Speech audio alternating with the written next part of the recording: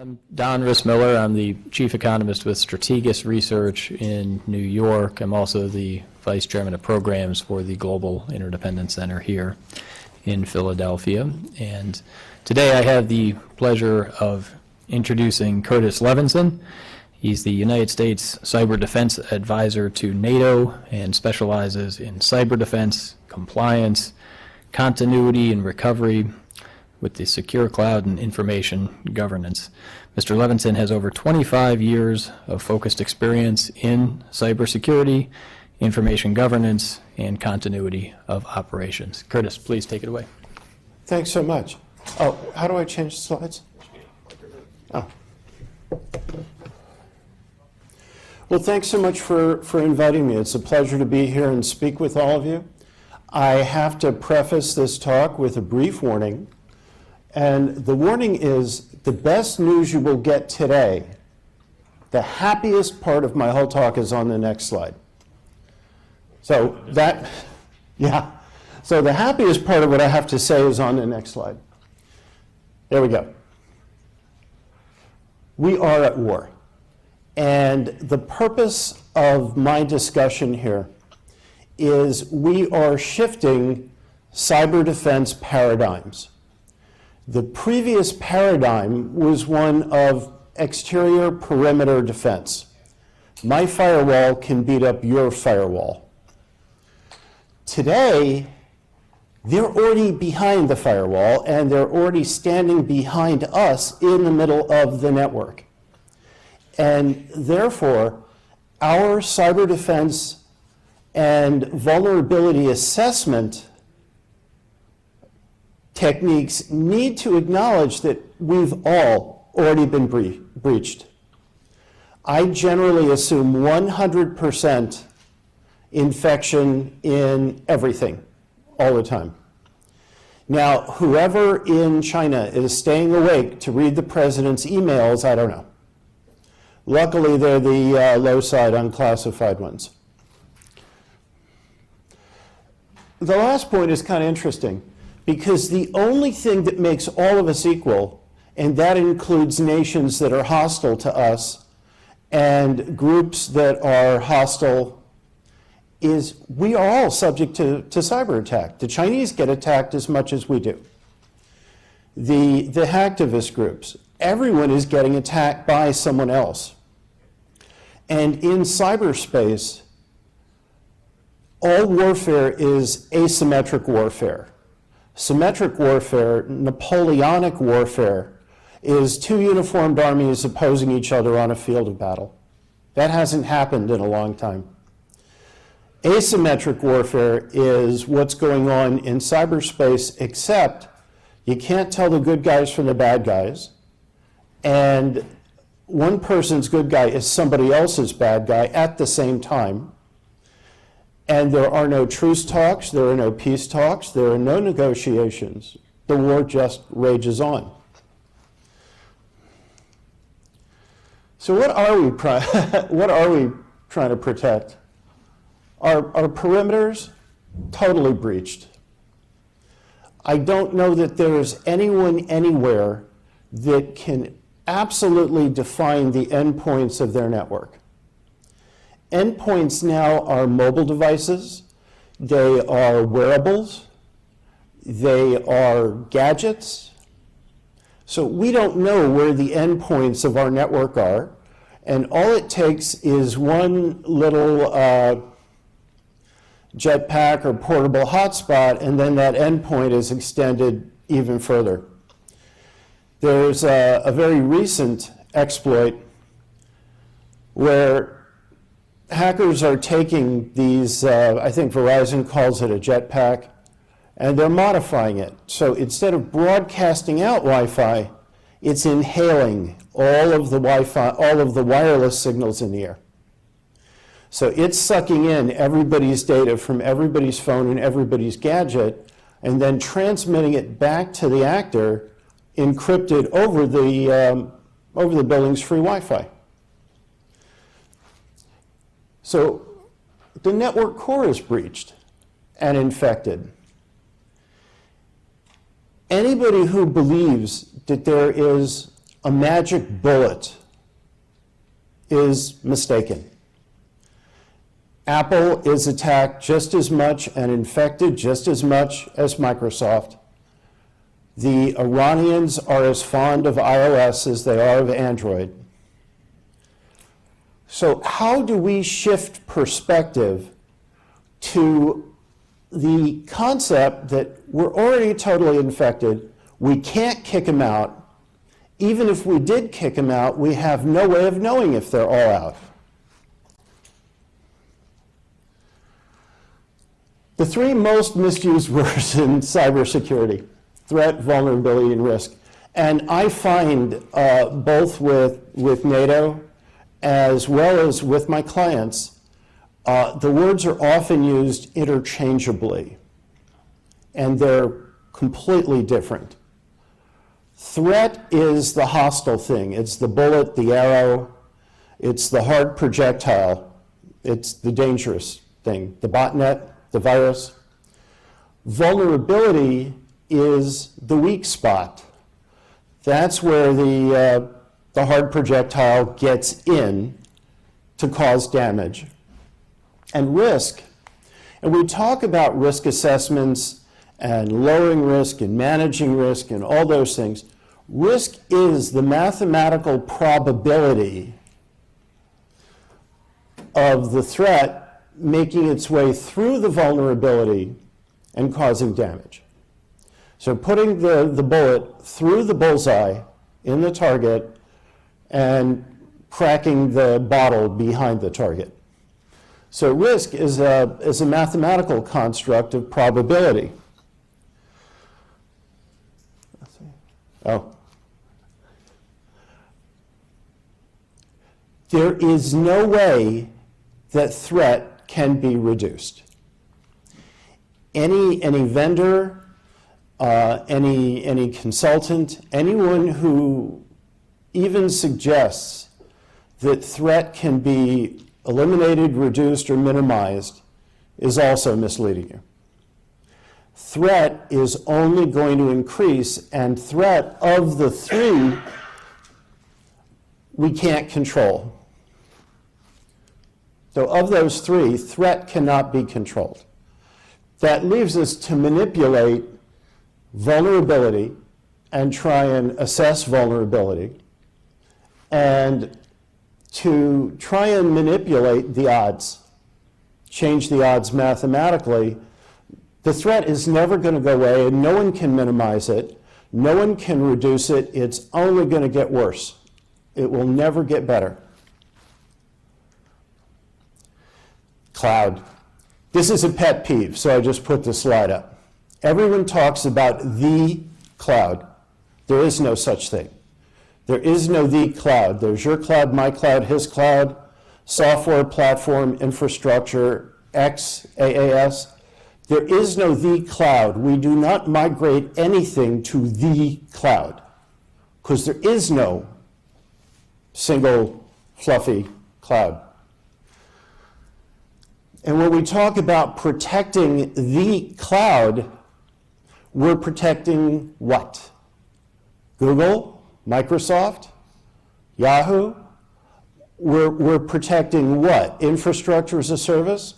We're protecting software or application as a service.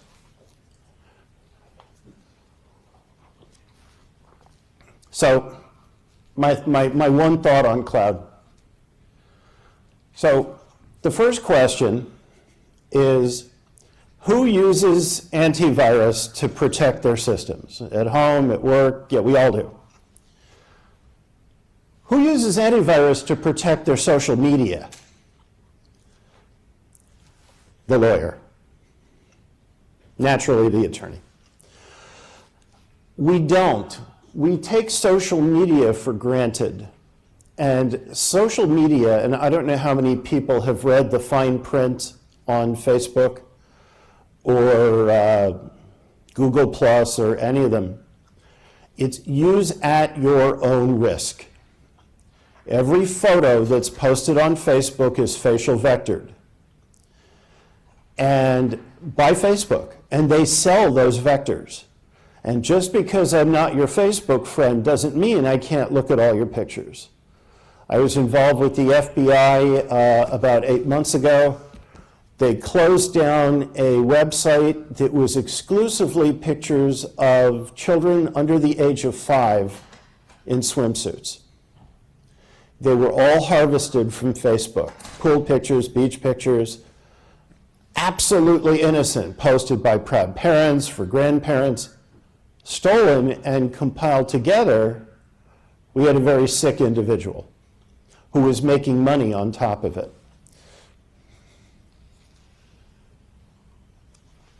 And as I said, threat, it can never, ever, ever be reduced. That means we only have 2 factors in the equation we can manipulate, which are vulnerability and risk. So we can't eliminate threats. One of the questions that I deal with NATO and with the US government is the issue of Chinese equipment, Huawei, spelled Huawei, rhymes with Amway. Huawei and their alleged fierce competitor, ZTE. As Joe pointed out, the bad actor in China is the PLA, the People's Liberation Army. They are the bad actor in cyberspace. In Russia, the bad actor, the governmental bad actor, is the SVC, the Russian equivalent of our CIA. The Communist Party in China, the central government, has nothing to do with cyber stuff. In China, the army and the government are relatively autonomous. There's not a whole lot of interaction, and each tries to stay out of the other's way. So you could not buy Huawei gear. Huawei gear looks and smells and tastes like Cisco or Juniper, the difference being it's 40% cheaper. Why would it be 40% cheaper? Well, Huawei has been linked to the People's Liberation Army, as has ZTE. It's public knowledge. Most Chinese cyber attack has been linked to the People's Liberation Army. So wait a minute, we've got this group that on the one hand is directing cyber attacks and exfiltrating everything they possibly can. Everything that's not glued down, bolted down, tied down. They map our infrastructure. The Chinese know more about our fiber paths and phone poles than we do, because we would have to survey all of the countries. The Chinese already know all that. So it could be said, if we boycott Huawei, because nobody knows what's in it, it's been through the good housekeeping lab at NSA, and the units they've tested come up clean. They can't test every unit. There are thousands of lines of code on each chip, and there are loads of chips inside a box. The Australians, my colleagues at the Australian Signals Directorate, which is the Australian equivalent of the CIA, Australia has boycotted Huawei for all federal applications. I don't know that that's a valid solution, because if you look at the supply chain, even if we boycott Huawei within the US, and boycott is a really bad word with our biggest trading partner and the nation that owns the greatest percentage of our public debt and a good portion of private debt as well, I don't know that boycott is the best word, but say we just don't use it. Verizon has worldwide service, so does AT&T, so does Sprint, so does CenturyLink. But when it gets outside the US, it's using local carriers. Those local carriers buy Huawei. They have to. It's the only way they can afford to do it. So it would seem to be easier to accept that this stuff is going to be in our network. It most likely is tainted, except the fact that we do not have network monitoring capability sufficient to detect an alternate command and control presence within a single router. Most of us don't. So we remediate around it. It becomes fact. We've got 3 divisions here. The first one I've divided: information technology, PC servers, the old brick and mortar. And funny thing about cloud, cloud is just IBM 3270 with full motion, full color, graphic user interface. Because in the 60s through the mid 70s, actually into the late 70s, we had mainframes, and we kept them in data centers and started disparagingly calling them brick and mortar. Then as we moved through the 80s, brick and mortar is really bad. We're going to go client server, hub and spoke. We're going to put our stuff everywhere now. Well, we found out it's really hard to protect the stuff when it's everywhere. Everything is on individual disks, jump drives. And so now cloud is brick and mortar. We're going back to data centers, and only we're getting virtual machines, but the data is centralized within a data center. And when we look at the issue of vulnerability assessment, if you go to a cloud provider and buy a virtual machine, it looks to you like a single physical machine. It's backed up every day. But that virtual machine may reside on 8 physical devices in 8 different parts of the world. Each of those physical devices is backed up. So at the end, when you're done with your cloud provider, you got a BBD, a bigger, better deal, and you move on, how do you get your stuff back? And the answer is, you can't. Unless you've used strong cryptography through the whole thing and then blow the keys away, you can't. You will never recover all your stuff.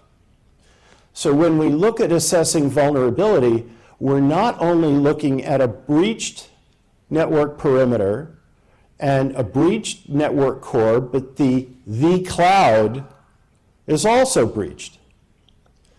And if you have malware that infects your virtual machine, it's backed up too.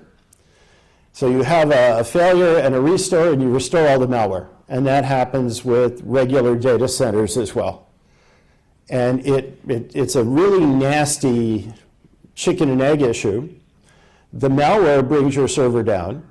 You run your backups, do a restore, and you've just restored all the malware that just goes and takes your server down. Only maybe it learned something on the way. Operational technology. Industrial control systems, which are known also as SCADA systems, supervisory control. Medical systems, manufacturing, and my friend cloud services. Those are operational environments. Vulnerability for technology environments is not the same as vulnerability for operational environments. The systems, this building has elevators.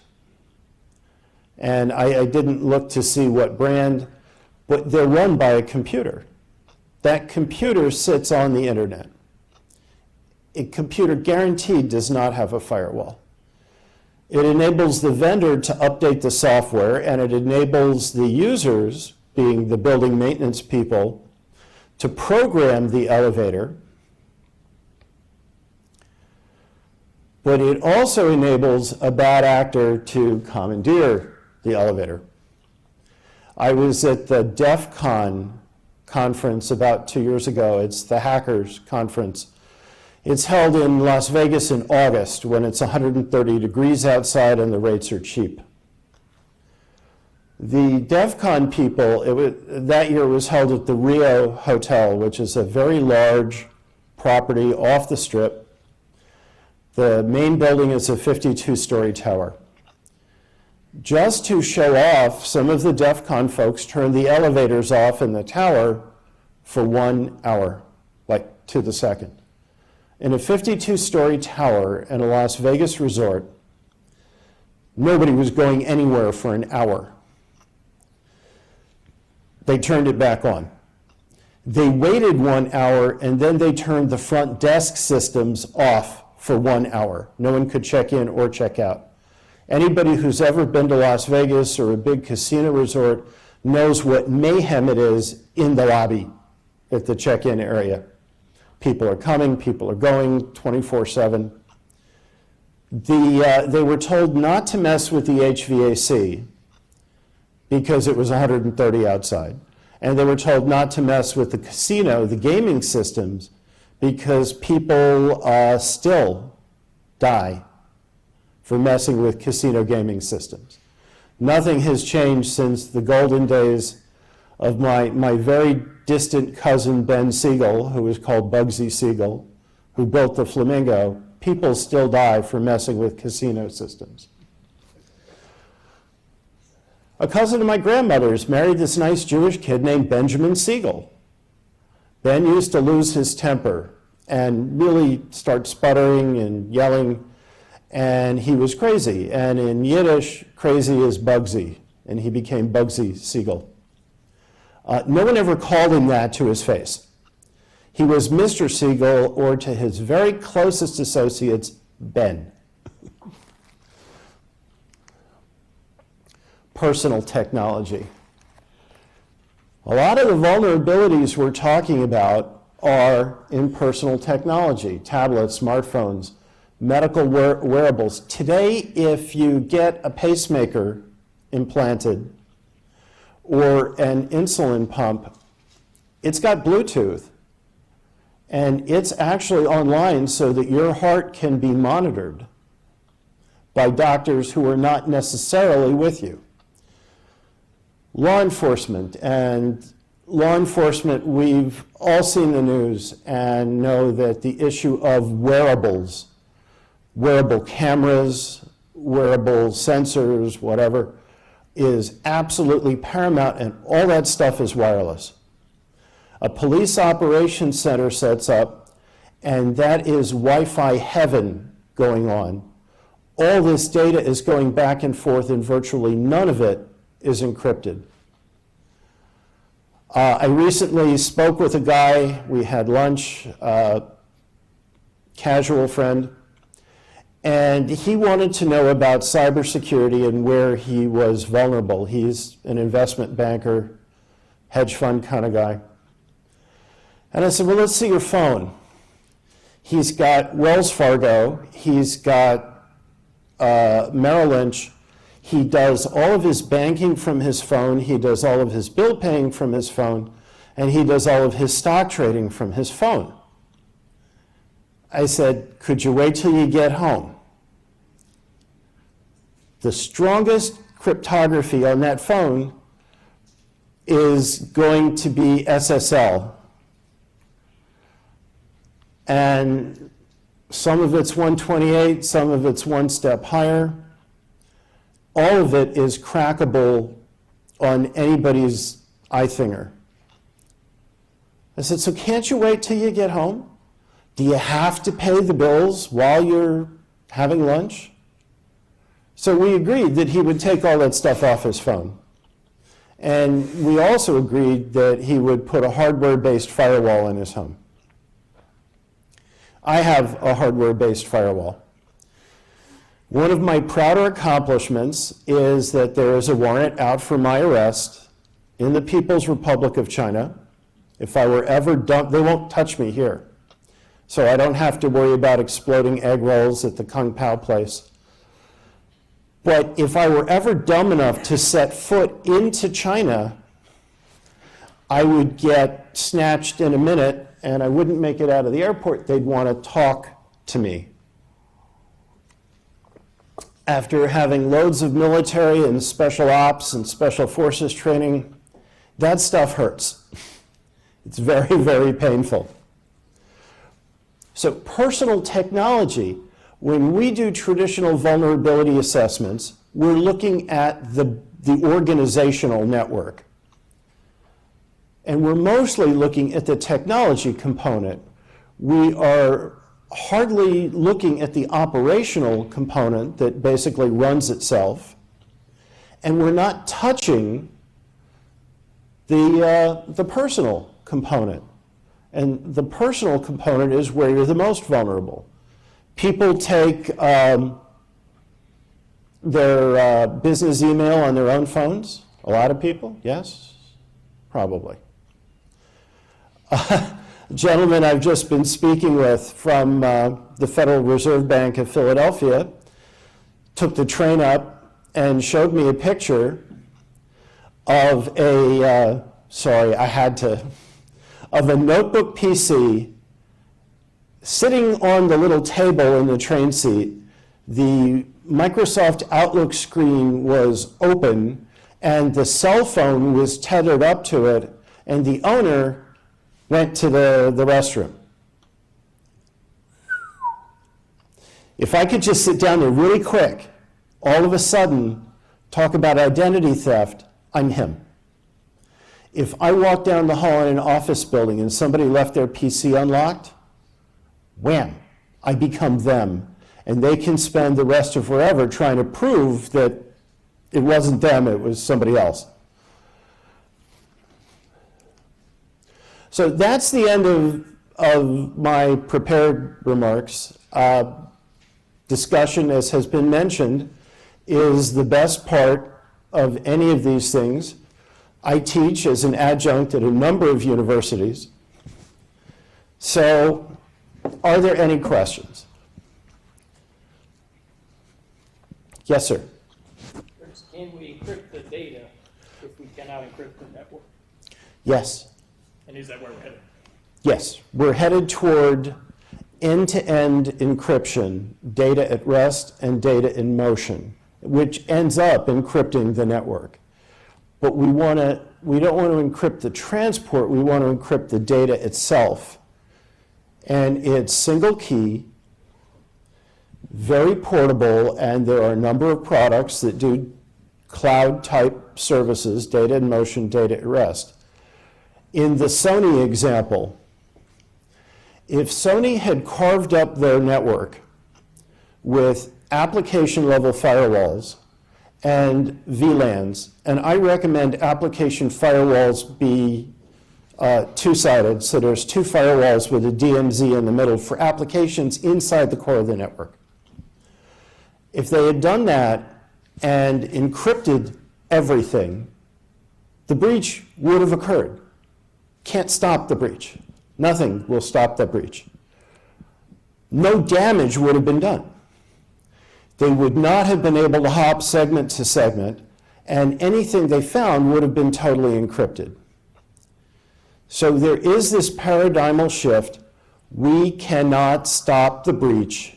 It's already done, over. Everything is 100% infected, and one of the ways to deal with it is carving up a network into VLAN segments, application segments, use dual firewalls, create a DMZ between both of them, and encrypt everything with strong cryptography. Anybody else? Yes, sir. In the back. I'm so sorry, I missed why China wants to arrest you. Oh, because I've been bugging the life out of them. I've used my bully pulpit to rail against Huawei and ZTE, and in addition to advising NATO in the past, part of my misspent youth was misspent in the defense, diplomatic, and intelligence communities for both public and private organizations. And I'm one of China's individual enemies in the US because I don't fight them. I'm not a hacker. I know hackers. But I fight them in the public forum and call them out, and they hate that. Yes, sir. I was just wondering if you could give any color on some of one thing that has kept coming up in some of the other panels I've been at is the this movement in the financial markets to the FMUs and the financial market utilities, guys like the DTC, the ETCC, the exchanges. Is there any color on what's going on in that space? Because a lot of that is new coming out of Dodd-Frank, and is there any collaboration with the security side? Or? There is, through the financial ISAC, Information Sharing and Analysis Center. As Joe mentioned, there are ISACs. There's the multi-state ISAC, the financial ISAC, the energy ISAC, chemical ISAC, communications ISAC, and more than I can. They're all coordinated through Homeland Security, through something DHS loves to pronounce acronyms, and they call it the NCCIC, NCCIC. And let's see if I can do it. National Cybersecurity and Communications Integration Center. And the ISACs report in through there, and they are the centralized sponsor and distributor of that threat information. And lately, to address the issue of how to take, and I'm doing this at NATO, how to take threat information from Slovakia, which is this big, and share it with Canada, which is that big. And that's the hardest part at NATO, is balancing large or high-tech nations with low-tech, low-budget, some know-anything nations. And the MITRE Corporation, which is a not-for-profit, has developed two protocols. One is called STIX, S-T-I-X-X, and STIX is a language for common threat sharing, and it enables the anonymization of data to the preference of the originator. So demographics can be scrubbed out, IP addresses can be scrubbed out. I don't really care what the IP address is. I care that there's an attack going around with a specific attack signature. And the other is TAXII, T-A-X-I-I. And I'm not going to begin to figure out what the hell that stands for. But TAXII is the transport protocol for the information in the STIX language. And it does provide a common platform. The ISACs are trying to move towards STIX and TAXII. And the ISOs that Joe mentioned, the Information Sharing and Analysis Organizations, the difference between an ISO and an ISAC is simply DHS. ISACs run through DHS. ISOs do not. So if there were an ISO for casino gaming, it would not touch the feds. So, anybody else? Yes, sir. All right. I don't know if you are permitted to answer this or not, but isn't the United States just as aggressively trying to breach firewalls in Russia and China as they are trying to breach ours? Now see, now you want... Let me explain just briefly how classified information works. If I tell you to be on the lookout for a white box truck on Tuesday at 2 p.m., that's not classified. If I tell you how I know the box truck is bad or how I found out or what I think it's going to do, those things are classified and they get into intelligence sources and methods. In the U.S. commercial sector, there is a firm which does offensive cyber technology. It's called CrowdStrike. Logic would have it, since there is a military command, a COCOM, combatant command, there's Northcom, Southcom, CENTCOM, well, there's Cybercom, which is based at Fort Meade, and it's under the command of the general who commands Fort Meade. Commands NSA and Central Security Service. It would stand to reason that the U.S. does indeed have that capability. But what would be gained from doing to them what they're doing to us? We're not going, again, assume 100% infection, both sides. there's no point damaging them because we can't stop them. So I'm sure the capability exists. If it exists in the private sector, even though federal things move at the speed of government, it stands to reason it would presumably exist in the federal sector. That is a politically correct answer. Curtis, thank you very much. Okay? No. And the last comment was, is there such a thing as mutually assured destruction in cyberspace? And the answer is no, there is not.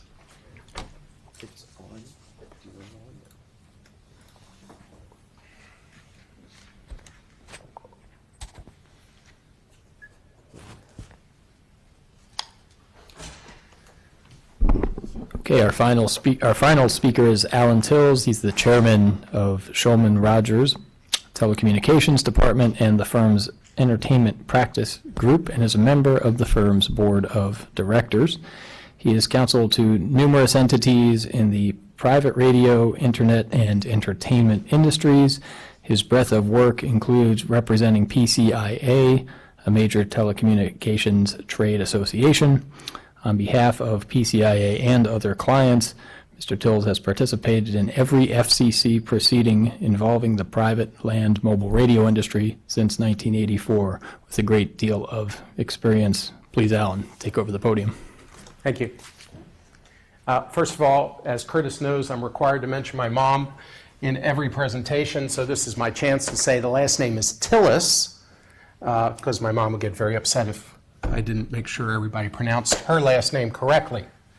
I am very pleased and honored to be here today. And what I intend to do, because I'm the only thing standing between you and lunch, is to blaze through some things for you. Because, first of all, don't read my whole bio in there. I appreciate that they printed it all, but that's a lot to read. But there's some things that I do want to talk to you about. So what we're going to do is I'm going to scare you, we're going to have a little fun, and then I'm going to try to give you news you can use. And then the other thing I'm going to do is to drive the camera person crazy by moving a lot. Okay, so this is a little bit about our firm. So we're down in Potomac, Maryland. As a firm, we have about 100 attorneys. We do everything. And as was mentioned, I am chair of the cyber practice, and my main area of expertise is wireless. So with that in mind, what do they call the stadium here that replaced the vet? Citizens Bank Field? All right. So I've been there. I've been over in that area one time. Went to a game, and very impressed with the area. But if you think about that area, and let's say that there was a Super Bowl there instead of Phoenix, a Super Bowl got placed over there one year, and we know the Eagles aren't going to be playing in that Super Bowl. But I'm not from Philadelphia, sorry.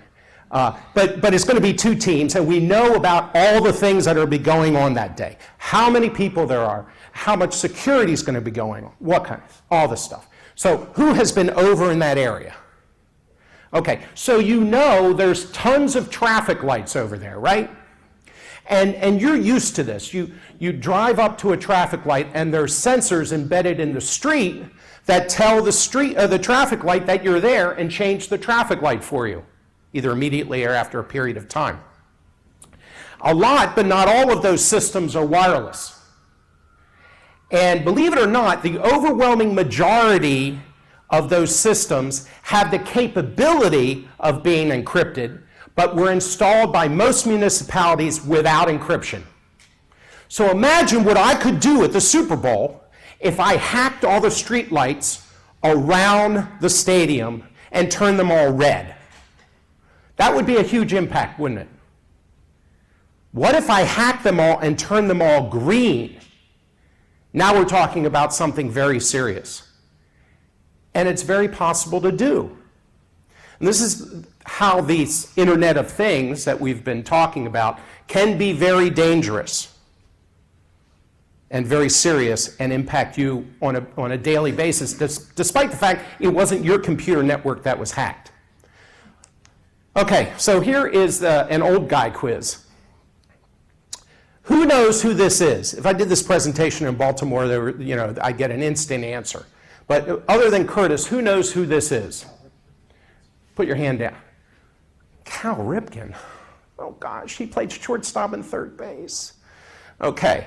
First of all, it wouldn't be Cal because when Cal played, they did not have Baltimore on the uniforms right there in that logo, but I'm the only idiot that would know that. Okay, so obviously this is a pitcher. And the hint of what's going on is right there with the first base coach. I don't know if you can read that in this blow up, but that says Dodgers. So this is from the 1966 World Series, this picture. Orioles versus the Dodgers. This is game 1 of the 66 World Series. And this is Orioles reliever Mo Drabowski. Two things are famous about Mo. First, this very thing here going on, he came in as a reliever in that first game 1 of the 66 World Series and promptly set down 13 Dodgers in a row for a World Series record that still stands today. And I'm proud to say towards the end of his life, we were friends. But the other famous thing about Mo was he was the most famous prankster in all of baseball. What the heck does that have to do with our discussion today? Well, before he played for the Orioles, Mo played for the Kansas City Athletics. Young person story, not the Kansas City Royals, the Kansas City Athletics, before they moved. Where were they before Kansas City? Philadelphia. Okay, here's a bar bet. Before they were the New York Yankees, they were the New York Highlanders. Who are they before the New York Highlanders? Baltimore Orioles, the 1901 AL Baltimore Orioles. So Mo was a prankster, and Mo used to play for the Kansas City Royals as a reliever, and he remembered the phone number for the Royals bullpen. So when the Orioles played the Royals one time, Mo calls up the bullpen, imitates the voice of Alvin Dark, and the then manager of the A's, and says, "Get up, Paul Krause." Paul Krause, reliever for the A's. So the bullpen coach gets up Krause, starts warming up. A little while later, Mo calls back, "Set him down." Okay, so other than it's a funny story, there could have been a huge impact in that game because those of you that play baseball know that you cannot repeatedly get a reliever up and down during the course of a game and bring them into the game and have them actually be able to pitch. So potentially Mo's actions had a very big impact on the game and therefore a potentially very big impact in Las Vegas where they bet on everything.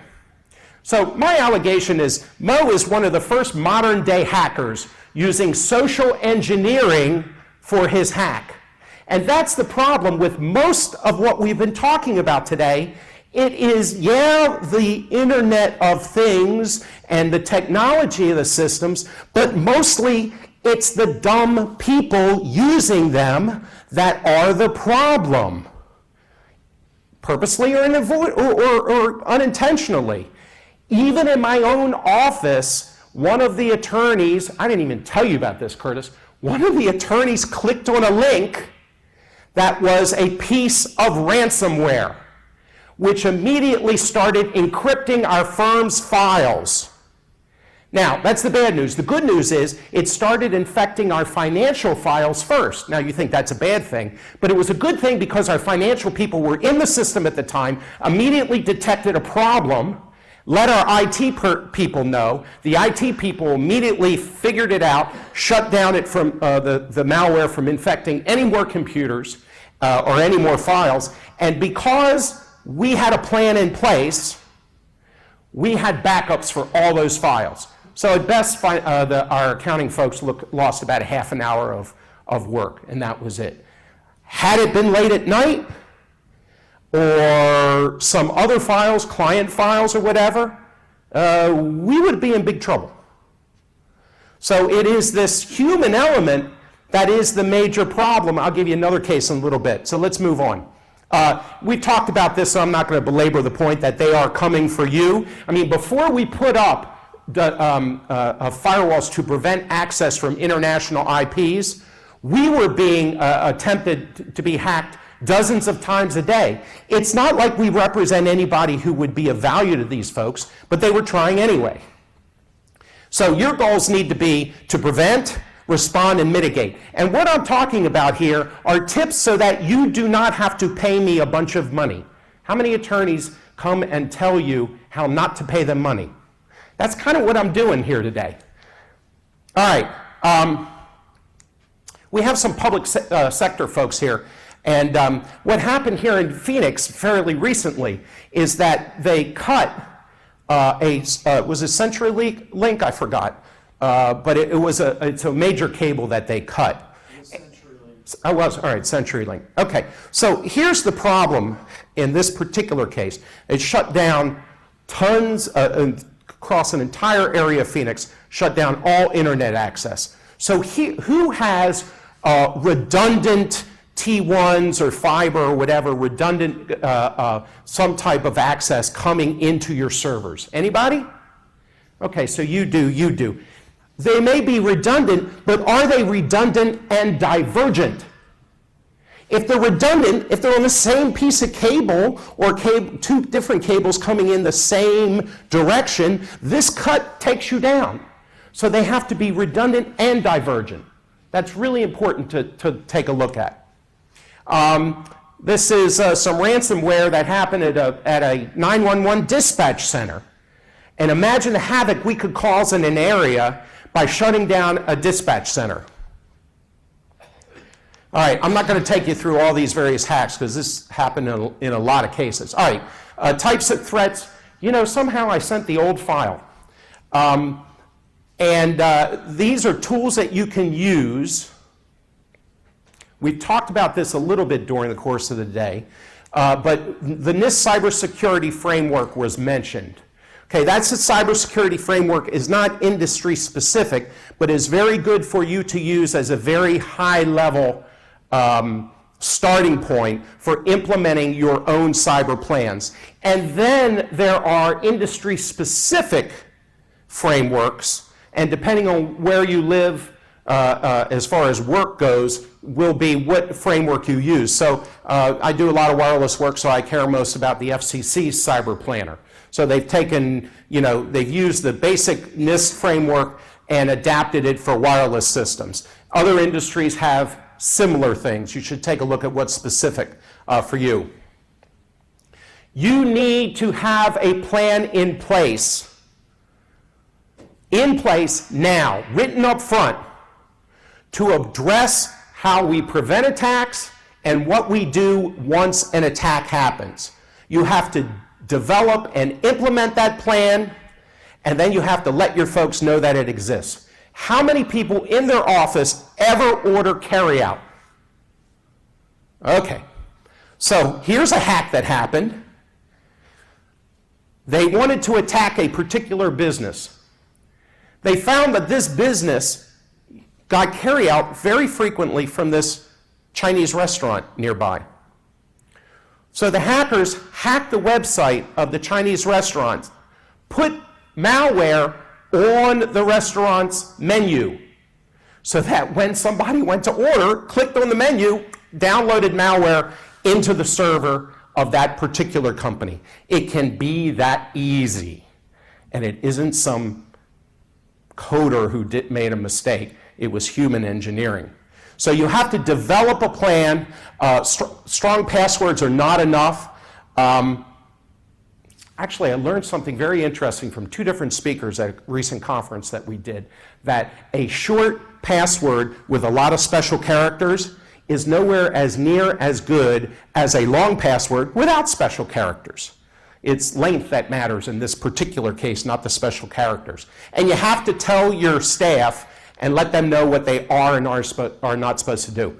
What was talked about earlier by one of the speakers is the different laws that are in place by a variety of different states. 47 different state laws were talked about. And who here has credit card information for any of their customers? Nobody keeps credit card information. That's amazing to me. Jill, don't you guys have a membership thing? You know, you can be a member of this organization, right? Can I sign up with a credit card? You can, but we don't store it. You don't store it, they say. Any business that has any personal information has to have a plan in place to protect that information. The problem is what is personal identifying information varies from state to state. And most businesses, I think you would agree, do business nowadays in almost every state. If you're a casino that Curtis was talking about before, you have customers, clients, whatever you want to call people coming in, from every state. So you need to be compliant with the laws of every state. That means if you're here, you just don't need to be concerned with Pennsylvania law. You need to be concerned with law, all 47 laws in addition to the feds. It's a very hard thing to keep up to date on because you have so many to track and they're always making changes in this very evolving area of the law. So I was very interested in the assessment that was done before, that Massachusetts was not mentioned as one of the ones that should have, to me, should have scored very high. Because in Massachusetts, there's a lot of very, very strong requirements that you must do to protect content there. So a lot of states require that you have a written information security program, a WISP. And everybody should. Every business should have a WISP in place. Again, in Maryland, for example, where I'm from, you have to implement and maintain reasonable security procedures and practices. What does reasonable mean? Don't be the one that has to pay me a bunch of money to find out the definition of reasonable in Maryland because somebody sued you. Have a great WISP in place so you never get there in the first place. And you also have to worry, and Curtis touched on this before, as did some other speakers, about your third-party providers.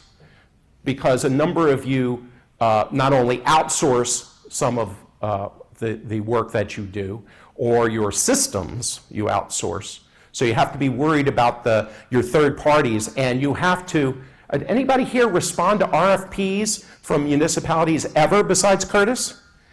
I respond to a lot. So often these municipalities require me as a contractor, I represent over 200 different municipalities across the country, a number of them require me to be compliant with certain security policies that they've implemented.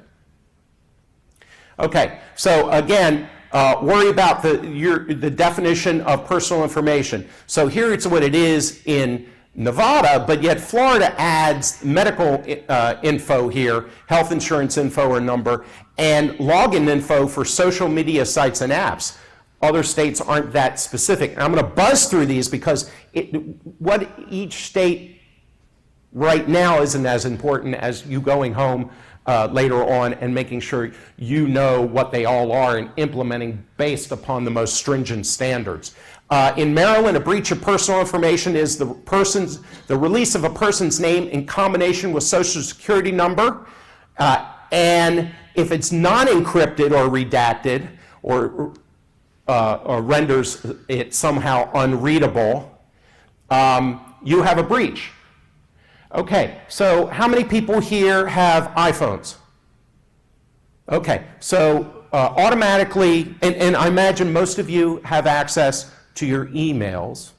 So as a result, it is possible that in some of your systems you would have access to that information through your iPhones. If you do, your iPhone, regardless whether you do or not, your iPhone's encrypted by default. We talked about that a little while ago. And Android is not encrypted by default, but you can make it so.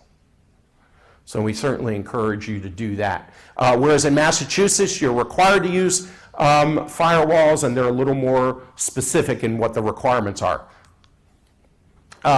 Here's what's reasonable in Massachusetts. I don't want to go through all of those things because we don't have enough time. But again, the point is that it varies from state to state, and you have to worry about every state. What law governs what you have to do? So you not only have state laws we've been talking about, you have local laws on occasion, and you do have federal laws. Now, here's an interesting one I want to talk about. How many of you, for your security or your computer systems in general, use an outside vendor? Nobody. You do. You admit it. Thank you. All right. So what's the first thing you would do if Joe IT says, we got a breach? What would you do? Call Bad idea. So here's the problem. If your first thing to do is to contact your IT vendor, your outside consultant, send him or her an email, contact them by phone, whatever it happens to be. By contacting them directly, you have created a chain of evidence which is discoverable at trial. So what you don't want to do, for example, is to send that outside vendor an email that says, Joe IT did something stupid and caused a breach. Because later on, when you're at trial, that's a discoverable piece of information. If, on the other hand, I happen to be your outside counsel, for example, and you sent that email to me, and it was my contact with the IT guy, even if all I did was really pass the information back and forth, now confidential attorney-client privileged information. So this is what's part of a WISP, is not only how do you prevent an attack, but once there is a breach, what you do when it happens. Important part of a WISP. Who does the notification? That was talked about earlier. So this will vary from state to state. So it's important to know who owns the information. Is it that third-party vendor, or is it you? Do you immediately notify? Not necessarily. Depends on the state. And in California and New Jersey, it's within the most expedient time possible and without unreasonable delay. Again, don't pay me to argue in court what reasonable is. As soon as practicable in Maryland. Okay. Whom do you tell first? This is kind of interesting to me because you would think you'd tell the consumer first, right? Not necessarily. Often you tell the consumer, but sometimes you need to tell the state, who will then check with law enforcement and go through some processes. What do you tell the customer, or if it's an employee, their information was hacked? In Maryland, it would be a description of the categories of info that was breached, information on how to contact the state attorney general, the FTC, credit reporting agencies, which we all know is a foolproof method to make sure that you have no identity theft. Nobody laughed. You want to make sure you use very plain language. In Maryland, you can do the notification by these, but as I said before, be careful as to what you say or admit in any correspondence. You don't want to create that trail. Can the government, you talked about this before, can the government prosecute you for a breach? They actually can. Now, the problem is, in the state that you're involved in, you may or may not have to prove that there was actual harm from the breach. In other words, your personal information got out there in the wild, and you want to sue that particular agency, company that did it. But you may have to prove that there was actual harm, depending on the state. But federal agencies could also take action. So we had this case of Terracom that was fined $10 million for not protecting customer proprietary information. And then we have the very recent, I haven't updated this particular slide, you have their most recent AT&T settlement with the FCC. Again, millions and millions of dollars. In that case, it was a data center that AT&T had in Mexico that had not adequately protected the customer information. As an individual, your lawsuit, depending on the state, could be for a variety of torts, invasion of privacy, a theft, or trespass to chattels and unjust enrichment. That's a word that I haven't had to use since law school, nor have I used any of the Latin I had to learn. The difficulty can be in measuring damages. Again, proving that there was unjust enrichment, proving that there was actual harm to. That can be very difficult. Now, one of the problems, very recent case just happened where a federal court threw out a lawsuit, a breach lawsuit against a company. It was a class action because the plaintiffs could not show actual harm. So you have to be really, really careful that you're able to meet the requirements of the particular jurisdiction, and I mean that in terms of courts as well as states that you happen to be in. In Maryland, a violation is considered an unfair or deceptive trade practice. So what that means is in Maryland, you don't have to prove that there was actual damage or actual deception. There are statutory provisions.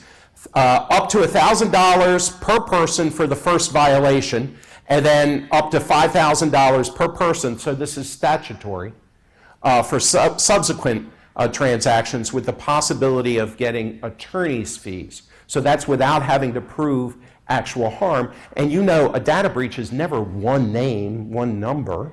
It's going to be tons, it's going to be thousands. So that's potentially a lot of money.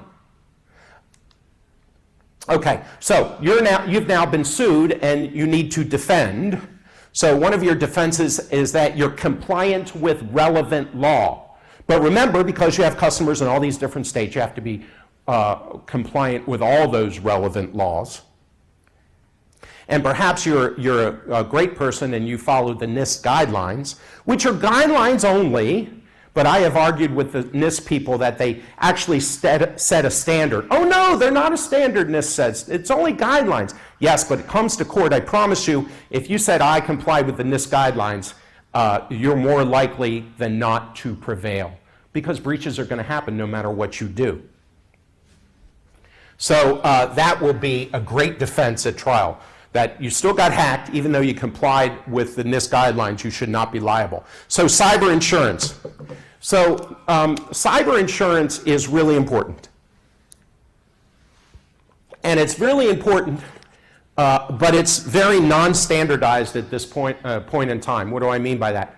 Cyber insurance at this point is very much a wild, wild west. You know, if you were going for car insurance, Flo would get up here and she would compare all the different all the different auto insurance policies of all the various companies, and it would be pretty standardized. Okay, so your deductible is $500, your collision is $5,000, your, whatever. And you'd know, that's pretty well regulated. You could really compare apples to apples. You can't do that yet in cyber insurance. And so that's really a problem.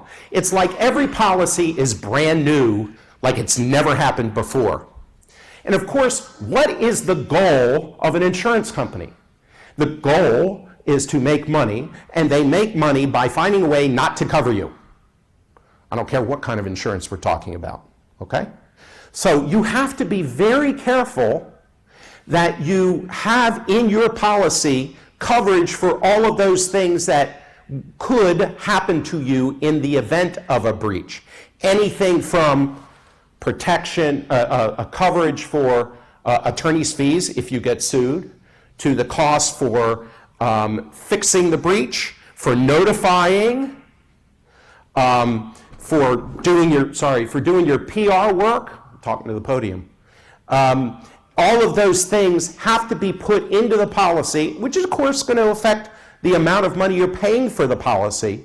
But you want to be very careful of not just taking the broker's word for it.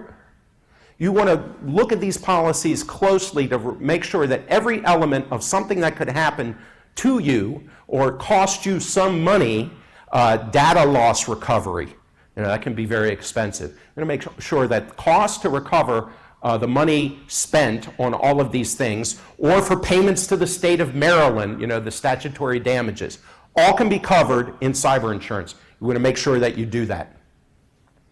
So we also talked that right now we have a number of bills pending, but there's no comprehensive federal cyber law, although the NIST guidelines are really helpful to follow. But there's also other potential federal laws that you have to worry about.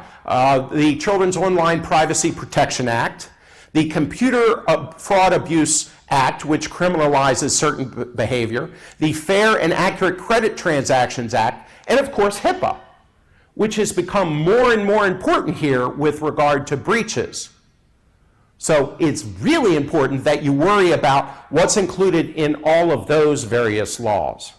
I know it's a lot to keep up on, so it's time to really spend the time getting educated and writing that WISP, because a well-written WISP will worry about all of these things, have all of the elements in there for you to worry, that you need to worry about for your particular business. And every line of business is going to be different as to what you have to worry about. You need to take this seriously. You have to take action now to protect your assets. And you want to pay attention to the experience of others. I wrote an article that don't be the target of a breach. And I have this one at the bottom here because I went to Maryland and my wife and older daughter went to Indiana. They were both breached. Now, I was not at Maryland. I was at Maryland before the years that were breached. With me it was stone tablets. There were no computer records. But some other folks that I know did have their info get into the wild. So again, if you're Maryland, we have that statutory provision, but not so in Indiana. But then again, perhaps, remember, my daughter went to Indiana. So my daughter's information gets out into the wild. Indiana has to be compliant with Maryland law too. So potentially I have a cause of action in Maryland for my daughter for Indiana's breach. You got to be compliant with everybody's laws. With that, I will take any questions that you have. Yes, sir. Is there a sense in what inning we are of breaches? In other words, there have been some high-profile ones, but I'm actually surprised it doesn't happen more. But why are we not, or if it does, why is it not? So that's a great question. One of the problems we have with audiences, and I generally don't speak to the Banks of America of the world and Chase and all those. I'm speaking to the next level of smaller companies down and the small companies. And a lot of them are like, they're going after Target. They're going after Neiman Marcus. They're going, not even a smile, folks. Jeez, come on. Thank you. They're going after the big boys. That's not true. That's why I mentioned my own firm. We're not a big boy when it comes to the legal profession. We're a medium-sized law firm. But they're coming after us. And those breaches happen all the time, but they are not reported because it's not a big deal for the press. It's not Kim Kardashian got breached. It was Alan Tillis got breached. I ain't news. And, thank you. I love you too. So that's the problem. It happens. Curtis was involved. Here's one. I'll give you an example. Schnucks, the grocery store. How many people ever shopped at Schnucks? None of you. Why not? Because you don't live in St. Louis. How many heard about their breach? Nobody. You're not in St. Louis. My wife grew up in St. Louis. That's why I don't go back there. In St. Louis, it was a big deal, but you didn't hear about their breach. They were sued by the state of Missouri, and they won. Why did Schnucks win? No, that would be a good reason, but it actually was a lower bar than that. Missouri's law sucked at that time when it came to protection of personal information, and Schnucks was compliant with relevant Missouri law, which was barely anything. Now today, it would be a different story. But again, they got breached, you didn't hear about it. So it is happening to smaller companies. They are coming after you. It's a great question. Anybody else? Sir. Yeah, we can talk a little bit about third-party vendors, and I think that this question may sound a little bit fuzzy, but how do you get around boilerplate contracts when you're working with them in terms of any type of outsourcing, whatever, because I see that a lot. A lot of this is boilerplate stuff, and the security's not really happening. It's more covering yourself with the boilerplate contract. And I don't know if you see that from your. I do. You know, it's the relative position of the parties. I'm probably not in a position at my law firm to get Bill Gates to change his policies, okay? But if I'm bigger and they're smaller, or some combination thereof, it is possible to get that boilerplate changed. I'll give you an example, which is not cybersecurity, but I find interesting. How many people have heard of the magician's Penn and Teller? Yeah. So one of my clients, one of the top close-up magicians in the country, we just did a shoot for him to be on Penn and Teller's TV show, Fool Us. So Jamie, my client, sends me a copy of the production company's, the TV production company's contract. And in that contract, it says that we disclaim we will not make any claims for negligence on the part of the TV production company. No negligence claims. How many people here have ever heard of Curtis Mayfield, another old person reference? Thank you. Oh, I'm impressed, Jill. What happened to Curtis Mayfield? What does he do? Did he do? Yes. Very famous singer with the impressions. Superfly? Okay. Curtis is performing. Light stanchion falls, hits him, paralyzes him for life. So I'm thinking about Jamie. He's on stage, a light falls, he's paralyzed for life. I've got a clause here that says no claims for negligence. Oh my God. So I said to the production company, if you want me to disclaim negligence, I got to have insurance. So as a as a government contractor, I always have to provide those government agencies insurance. I said to them, include me in the insurance policy. We really can't do that. Why not? Well, it took them 2 weeks to figure it out with the insurance company. And finally, they made Jamie an employee for that particular performance. And I said to Jamie afterwards, dude, how in the world did 60 magicians who appeared before you never ask about this provision? Which, by the way, the production company told me at the end of the day, they were okay with making Jamie an employee because my request was reasonable. I wasn't being the asshole attorney. And I said, what?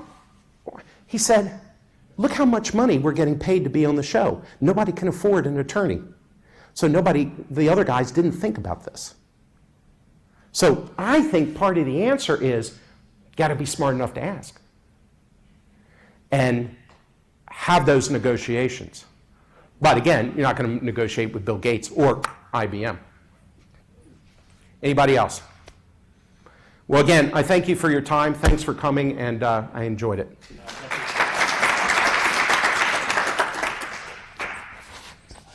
Thank you. Thank you very much. If you take a look at your table, there'll be some surveys there for this conference. If you would take a minute to fill them out, we'd appreciate it. And with that, we'll close. Let me just thank George and Jill for putting together the program, and thank you all for coming.